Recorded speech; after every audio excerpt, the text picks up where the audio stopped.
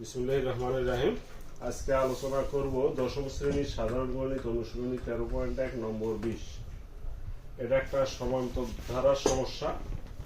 তো প্রশ্নটা হলো এরকম: কোন সমান্তর ধারার প্রথম m পদের সমষ্টি n এবং প্রথম n পদের সমষ্টি m হলে এর প্রথম m প্লাস n পদের সমষ্টি নির্ণয় করো। এই সমস্যাটা সমাধান করতে গেলে আমাদের একটা সূত্রই যথেষ্ট, যা সমান্তর ধারার সমষ্টির সূত্র। সূত্রটা হলো প্রথম n পদের সমষ্টি equal Sn equal n/2 into 2a plus n-1 into d। তাহলে এই হিসাবে আমরা এই অংশটা লিখতে পারি প্রথম m পদের সমষ্টি এই পর্যন্ত। তাহলে লিখতে পারি আমরা ওই সূত্র মতে প্রথম m পদের সমষ্টি Sn ইকুয়াল এই সূত্র অনুযায়ী লেখা যায় m/2 2a plus n-1 into d।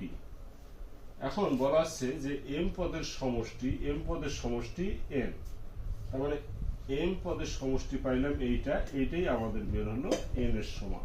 সমষ্টি m বিধায় এটা ইকুয়াল n বসে।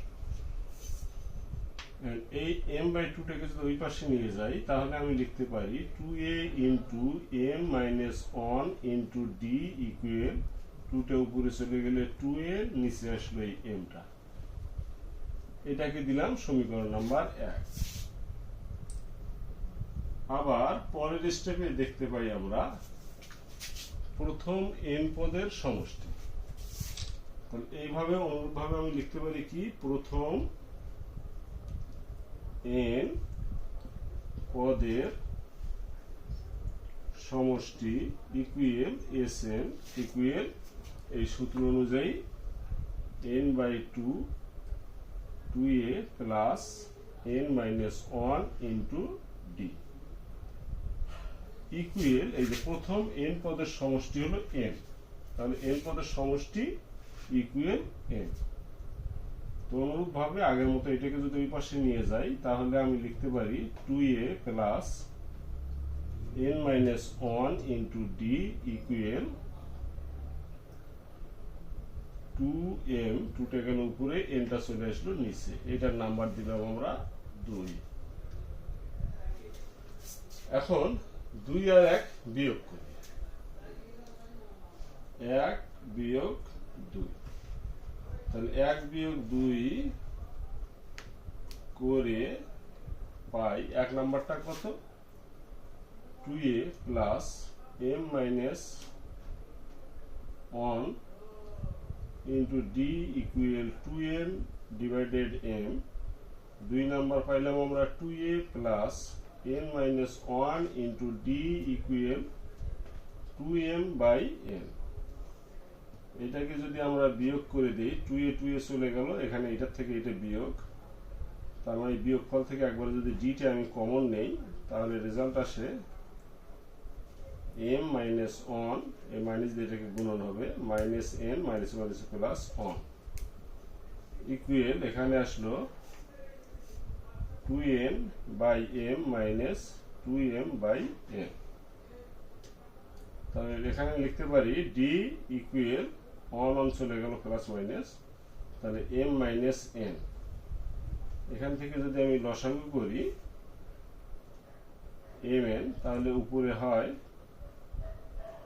2n² মাইনাস এখানে হয় 2m²। আবার এখান থেকে যদি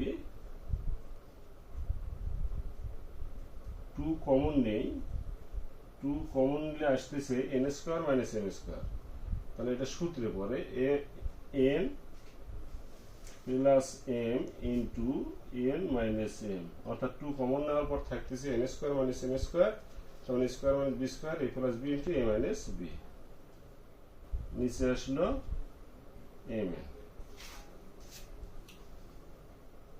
পরের বার d m-n ইকুয়াল এখান থেকে যদি আমার মাইনাস কমন নেই তাহলে উপরে আসে -2 into m plus n into m minus n, নিচে আসতেছে m n। তাহলে এই পাশে mn, এই পাশেও mn, ভাগ করলে আমাদের থাকতেছে d equal -2 into m plus n divided mn। এইটা আমাদের বের হলো d এর মান। তো আমাদের d এর মান অর্থাৎ অন্তর বের হলো। এখন আমরা বের করব এই পরবর্তী স্টেপটা। পরবর্তী স্টেপ কি? প্রথম m প্লাস n পদের সমষ্টি। অতএব প্রথম m প্লাস n পদের সমষ্টি s m plus n equal এই সূত্র অনুযায়ী m plus n divided 2 into 2a plus m plus n minus 1 into d। এইটাকে ক্যালকুলেশন করব এখন আমরা। তাহলে উপরে m প্লাস n ডিভাইডেড 2, এখন এই অংশটা 2এটাকে ঠিক রাখলাম, প্লাস এই d দিয়ে m মাইনাস 1 কে গুণ করলাম, অর্থাৎ আমি লিখতে পারি m মাইনাস 1 ইন্টু d, তারপর n টাকে পরের বার গুণ করলাম, প্লাস nd। এখান থেকে আসলো। এখন যে এটা করার উদ্দেশ্য এভাবে গুণন, আমরা d দিয়ে এটাকে আলাদা আলাদা গুণ করতে পারতাম, কিন্তু এই দুটো একখানি করে গুণ করার উদ্দেশ্য হলো আমার এই জায়গাটা মিলকরণ করা। এই জায়গাটা আমরা হুবহু এই যে এইটার সাথে মিল করে নিলাম, অর্থাৎ 2a plus m minus 1 into d। আমরা এটার সাথে মিল করতে পারতাম যে n মাইনাস 1 দ্বারা গুণ করলাম একবার, m দ্বারা গুণ করলাম, তাহলে এটার সাথে মিলে যেত। তাহলে যে কোনো একটা করলেই হলো।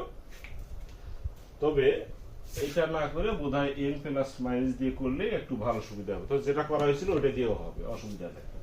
অর্থাৎ প্লাস আমরা এই m টা দিয়ে গুণ করলাম একবার d, তাহলে এখানে আসলো md, তারপরে n মাইনাস 1 দ্বারা গুণ করলাম আবার, তাহলে plus n minus 1 into d। এখন এই ক্ষেত্রে গুণ করার সুবিধা যে এটাকে একবার করলাম, এইটাকে একবার গুণ করা হলো, তাহলে ডিভাইডেড 2 ইন্টু, এখন এটাকে আমি সাজিয়ে নিব, অর্থাৎ এই যে 2a plus n minus 1 into d, এই যে এই অনুপাতে সাজাইলাম, তাহলে n minus 1 into d plus এইটা আসলো পরে md। এখন m প্লাস n বাই 2, এই যে এই জিনিসটা same, 2a plus n minus 1 into d। তাহলে এইটার মান আমরা পাইছি 2m বাই n। তাহলে এটার পরিবর্তে আমি এখানে বসায় দিব 2m by n plus m into d। এখন এই d এর জায়গায় আমরা এই d মানটা বসায় দেব। তাহলে d এর আমার মান কত? m ইন্টু d আসলো -2 into m plus n divided mn। এখন লক্ষ্য করে দেখো, আমরা যদি এখানে m প্লাস n বাই 2 লিখি, আর এখান থেকে আমরা এই যে এখানে ইনটু অবস্থায় আছে, তাহলে এই m আর এই m চলে গেল, থাকলো শুধু m।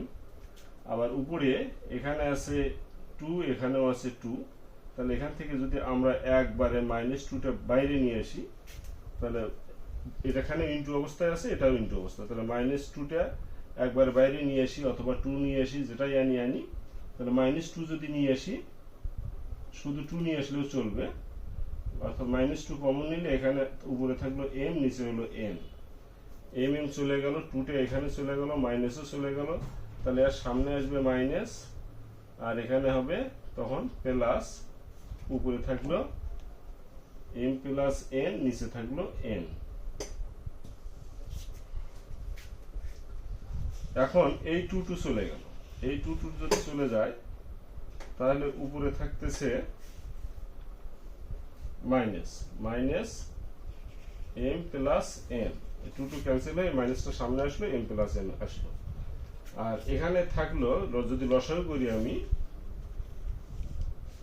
m লসাগু করি, তা দুইটাই n আছে, তাহলে এখানে আসবে হলো -m plus m plus n, m plus n। পরবর্তীতে মাইনাস এম প্লাস এন, এখানে প্লাস এম মাইনাস এম চলে গেল, তাহলে উপরেও থাকলো এম, নিচেও থাকলো এম, উপরের এন নিচের এন ক্যান্সেল হইলো, আসলো আমার এম প্লাস এন। এইটাই আমার হলো এম প্লাস এন তম পদের সমষ্টি, অর্থাৎ এম প্লাস এন তম পদের সমষ্টি হচ্ছে মাইনাস এম প্লাস এন। তো ক্যালকুলেশনটা যদিও একটু দীর্ঘ হইল, কিন্তু শর্টে আসলে এটা করার আর কোনো উপায় নেই, এটাই মোটামুটি শর্ট। তো আরেকবার আমরা একটু রিফ্রেশ করি। সমান্তর ধারা করতে গেলে আমার মেইন যে সূত্রটার দরকার, এটা তো আমাদের অবশ্যই মুখস্থ থাকতে হবে।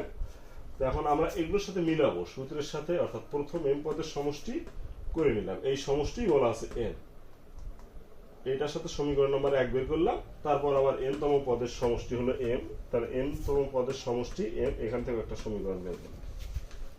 তারপর আমরা 1 আর 2 বিয়োগ করে এখান থেকে ক্যালকুলেশন করে ডি এর মান পাইলাম। তারপর এখন এই মেইন যেটা এম প্লাস এন পদের সমষ্টি নির্ণয় করতে বলেছে, অতএব এম প্লাস এন তম পদের সমষ্টি, এইটা ইকুয়াল সূত্রে ফেললাম। তারপর একটু কৌশল করে গুণনটা করে নিলাম, এটার সাথে সিমিলার করার জন্য আমরা দুই ভাবে গুণটা করে নিই, এটাকে এখানে নিয়ে এসে এইটার মানটা বসাই দিলাম এখানে, আর এই ডির মান বসাইলাম এই এখানে। তারপরে ক্যালকুলেশন যোগ বিয়োগ কাটাকাটি করে আমাদের আসলো মাইনাস এম প্লাস 1, এইটাই আমাদের নির্ণীয় সমষ্টি। আজ এ পর্যন্তই, আল্লাহ হাফেজ।